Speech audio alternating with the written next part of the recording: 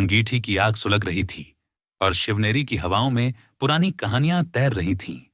छोटा शिवाजी अपनी मां की छाया में बैठा था, आंखें चमक रही थीं। एक वृद्ध सैनिक धीरे से बोलने लगा, राजकुमार, सुनिए, ये कहानी बहुत पुरानी है।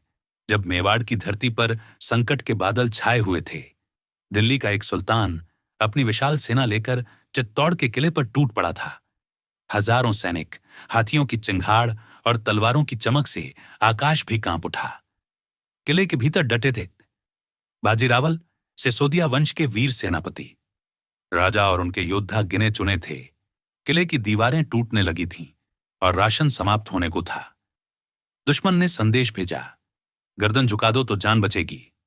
बाजीरावल मुस्कुराए, हम राजपूत हैं, गर्दन कटेगी पर झुकेगी नहीं। राजा ने अंतिम युद्ध की तैयारी का आदेश दिया, पर एक समस्या थी। किले का बाहरी दरवाजा क्षतिग्रस्त हो चुका था। यदि वह खुला रह गया तो दुश्मन भीतर घुस आएगा। बाजीरावल ने आगे बढ़कर कहा, मैं बाहर से किवाड़ बंद करूंगा। सारे सैनिक चौंक गए। बाहर? इसका मतलब था निश्चित मृत्यु। उन्होंने बस मुस्कुराकर कहा, किसी को तो अंतिम बार किले के लिए जान देनी होगी। उस रात मशाल और लोहे की जंजीर लेकर वह दरवाजे के बाहर गए।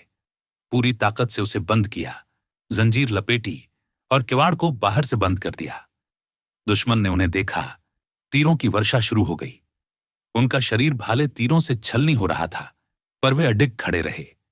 उनके होंठों से अंतिम उद्घोष निकला, जय एकलिंग जी, जय मेवाड़।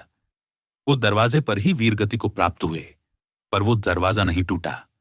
कई दिन तक किला गिरा नहीं, लेकिन शत्रुओं की संख्या अधिक थी और राशन भी खत्म हो गया।